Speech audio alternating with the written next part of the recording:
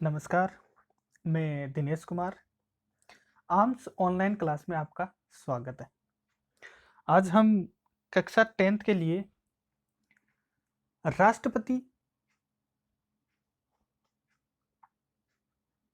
कक्षा 10th के लिए हम उपराष्ट्रपति और प्रधानमंत्री इन दोनों के हम कार्य और उनकी शक्तियाँ है वो लेके आए हैं।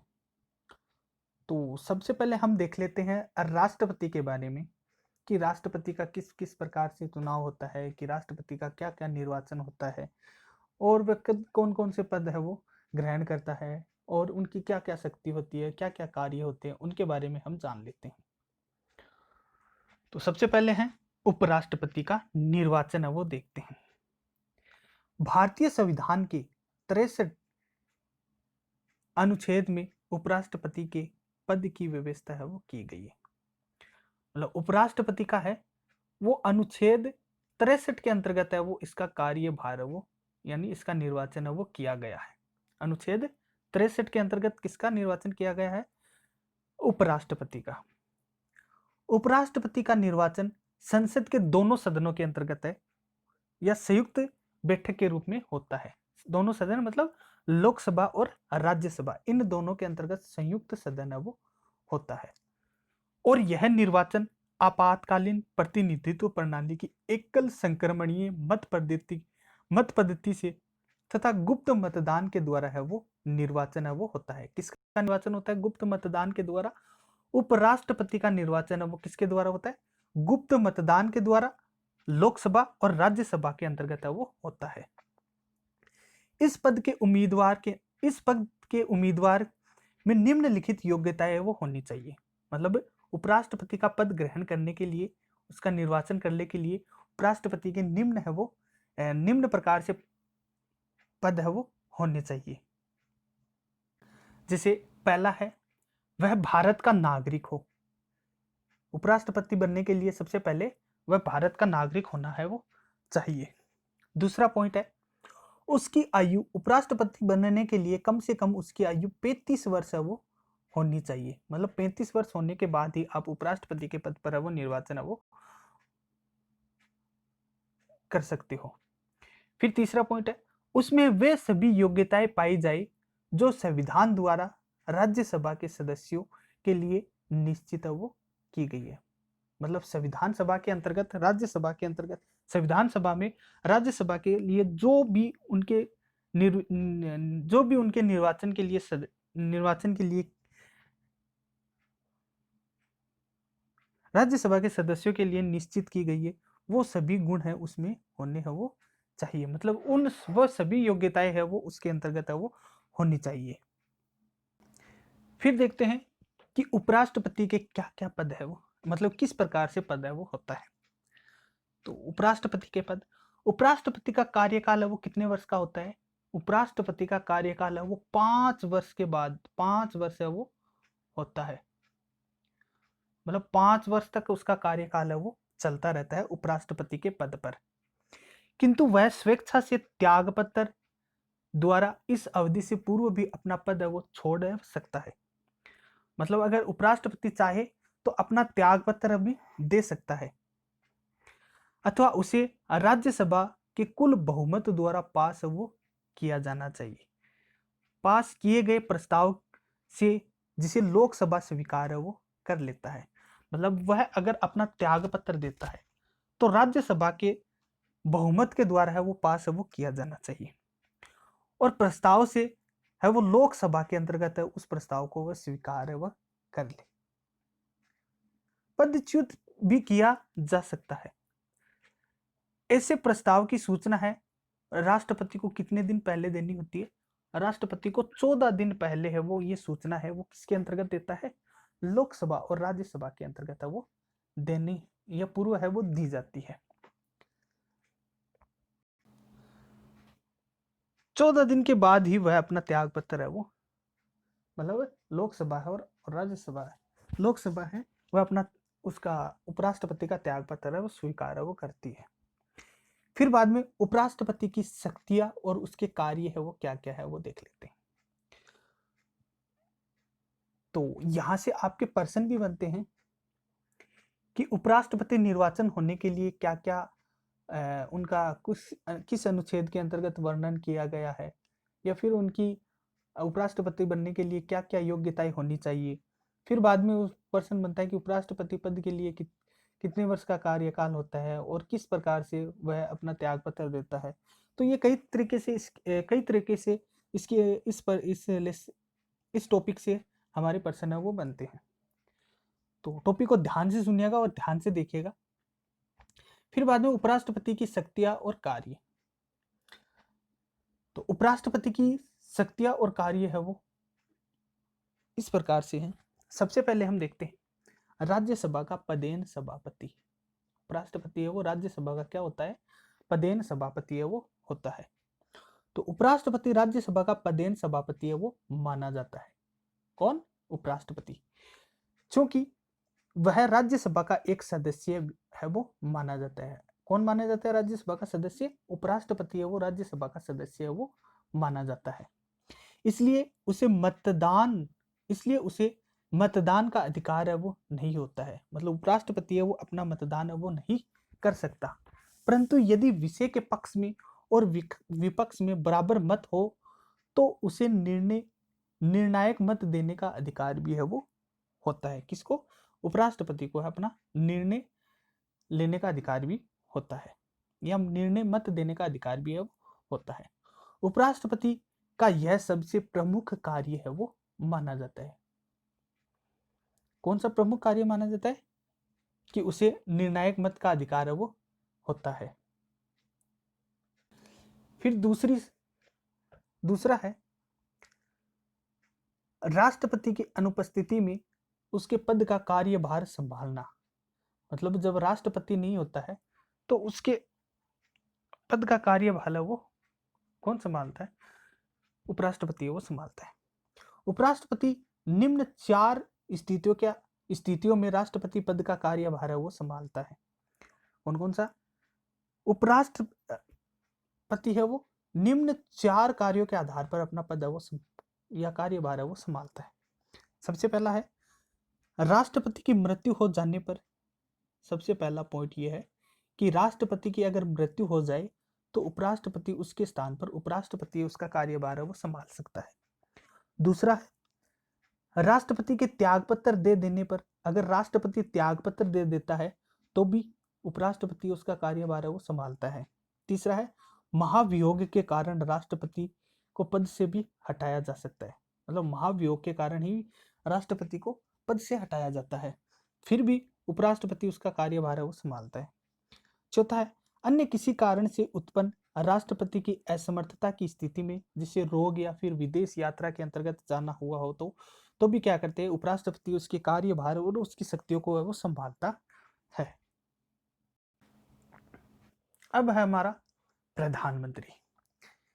इतनी देर पहले तो हम उपराष्ट्रपति के बारे में है वो देख रहे थे। अब हम देखेंगे प्रधानमंत्री के बारे में, जो बहुत ही मोस्ट टॉपिक है वो माना जाता है ये, कि प्रधानमंत्री की कार्य और शक्ति है वो किस प्रकार से। तो सबसे पहले संसदात्मक शासन व्यवस्था के अंतर्गत प्रधानमंत्री ही संविधान भवन रूपी व्रतखंड की मुख्य आधारशिला है वो माना जाता है। किसको? प्रधानमंत्री को है वो माना जाता है। फिर है प्रधानमंत्री किस प्रकार से मंत्रीगणों का या मंत्रिपरिषद का निर्णायक है वो होता है। तो अपना पद ग्रहण करने के बाद, मतलब प्रधानमंत्री है वो अपना पद ग्रहण करने के बाद प्रधानमंत्री का सर्वप्रथम कार्य क्या होता है? कि मंत्रिपरिषद का निर्माण है वो करना है होता है। मतलब जब प्रधानमंत्री अपना पद ग्रहण कर लेता है तो उसके बाद वह क्या करता है? मंत्रिपरिषद का निर्माण है वो करता है।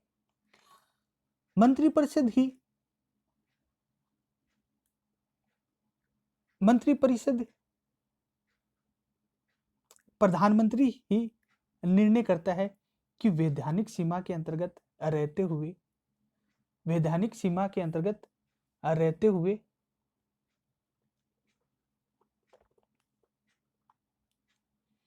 मंत्रिपरिषद में कितने मंत्री हो और कितने और कौन कौन से मंत्री हो ये इस प्रकार का निर्णय है वो कौन करता है? प्रधानमंत्री वो करता है। तो एक बार थोड़ा सा दोबारा देख लेते हैं इसको। मंत्री परिषद का निर्माण है वो प्रधानमंत्री है वो किस तरीके से करता है? अपना पद मतलब जब प्रधानमंत्री अपना पद ग्रहण कर लेता है तो वह सर्वप्रथम कार्य क्या करता है कि मंत्री परिषद का निर्णय है वो करता है। और प्रधानमंत्री ही यह निर्णय लेता है कि कौन है वो मंत्री परिषद में, कितने मंत्री हो और कौन कौन मंत्री हो। यह कार्य है वो कौन करता है? प्रधानमंत्री के द्वारा ही किया जाता है। दूसरा पॉइंट है मंत्रियों में विभागों का बंटवारा और परिवर्तन किस प्रकार से किया जाता है? मंत्रियों और विभागों का बंटवारा करते समय भी प्रधानमंत्री है वो स्वविवेक के अनुसार ही कार्य है वो करता है। जब मंत्रियों का बंटवारा करते हैं तो प्रधानमंत्री है वो अपने स्वयं के विवेक के आधार पर ही यह कार्य है वो करता है। प्रधानमंत्री द्वारा किए गए अंतिम विभाग वितरण पर साधारणतया कोई आपत्ति है वो नहीं की जाती। मतलब जब प्रधानमंत्री मंत्रियों का बंटवारा करते हैं तो उनके द्वारा मंत्रियों का बंटवारा करने के बाद कोई भी है मंत्री उन पे आपत्ति है वो नहीं जताता है। फिर तीसरा पॉइंट है मंत्री परिषद का कार्य और संचालन है वो किस प्रकार से होता है? प्रधानमंत्री मंत्रिमंडल की बैठक का सभापति है वो सभापति और मंत्रिमंडल की समस्त कार्यवाही का संचालन है वो होता है। क्यों होता है? क्योंकि मंत्रियों का चयन है वो किसके द्वारा किया जाता है? प्रधानमंत्री के द्वारा ही किया जाता है। और प्रधानमंत्री ही मंत्रियों की उनकी जो कार्यभार का जो बैठक का होता है कार्यभार करता है वो कौन करता है? प्रधानमंत्री के द्वारा ही की जाती है। मतलब उनका संचालन है वो प्रधानमंत्री के द्वारा ही किया जाता है। मंत्रिपरिषद की बैठक में उन्हीं विषयों पर विचार किया जाता है। मतलब मंत्रिपरिषद की बैठक के अंतर्गत उन्हीं विषयों का विचार किया जाता है जिन्हें प्रधानमंत्री कार्यसूची या एजेंडा के अंतर्गत है वो मतलब उन मंत्रियों के सामने है वो रखते हैं, उन्हीं पर वह विचार है वो करता है। फिर बाद में प्रधानमंत्री शासन के विभिन्न विभागों के अंतर्गत समन्वय है वो किस प्रकार से करता है? प्रधानमंत्री शासन के समस्त विभागों में समन्वित स्थापित है वो करता है। कौन करता है? प्रधानमंत्री के द्वारा है वो किया जाता है, जिससे कि समस्त शासन एक इकाई के रूप में कार्य है वो कर सके। मतलब जितनी भी मंत्रियों का वह चयन करता है प्रधानमंत्री तो वो क्या करते हैं कि सभी एकजुट होकर क्या करते हैं? कार्य है वो करते हैं। फिर नेक्स्ट पॉइंट है लोकसभा का नेता। तो ये तो आपको पता ही है कि लोकसभा का नेता है मुख्य रूप से कौन होता है? तो प्रधानमंत्री संसद का मुख्यतया लोकसभा का नेता है वो माना जाता है। और वर्तमान में हमारे कौन है? नरेंद्र मोदी। और कानून निर्माण के समस्त कार्य में प्रधानमंत्री ही नेतृत्व प्रदान है वो करता है। वार्षिक बजट सहित सभी सरकारी विधेयक उसके निर्देशानुसार ही कार्य है वो किए जाते हैं। किसके निर्देशानुसार? प्रधानमंत्री के निर्देश के आधार पर यह कार्य है वो किया जाता है। फिर बाद में है राष्ट्रपति तथा मंत्रिपरिषद के बीच क्या संबंध या स्थापित करता है वो होता है। तो सार्वजनिक महत्व के मामले पर राष्ट्र के प्रधान से केवल प्रधानमंत्री के माध्यम से ही संपर्क स्थापित है वो किया जा सकता है। वही राष्ट्रपति को मंत्रिमंडल के निश्चय से परिचित है वो करता है। और वही राष्ट्रपति के परामर्श को मंत्रिमंडल तक पहुंचा सकता है। कौन? राष्ट्रपति। फिर बाद में है लास्ट पॉइंट आपका विभिन्न पद प्रदान करना। तो ये विभिन्न पद प्रदान किसके द्वारा किया जाता है? राष्ट्रपति के द्वारा ही किया जाता है। प्रधानमंत्री के द्वारा ही किया जाता है। किसके सलाह से? राष्ट्रपति की सलाह से। तो संविधान द्वारा सभापति को जिन उच्च पदाधिकारियों की नियुक्ति का अधिकार दिया जाता है, व्यवहार में उसकी नियुक्ति या फिर राष्ट्रपति स्व विवेक से नहीं वरन प्रधानमंत्री के परामर्श के अंतर्गत है वो करता है। मतलब राष्ट्रपति है ये स्व विवेक से नहीं करता है, बल्कि किसके परामर्श के आधार पर करता है? प्रधानमंत्री के परामर्श के आधार पर वो करता है। तो आज के लिए हमारा एक छोटा सा टॉपिक था, परंतु छोटा सा टॉपिक होने के कारण ही आपको परीक्षा के अंतर्गत बहुत ही महत्वपूर्ण है वो माना जाता है।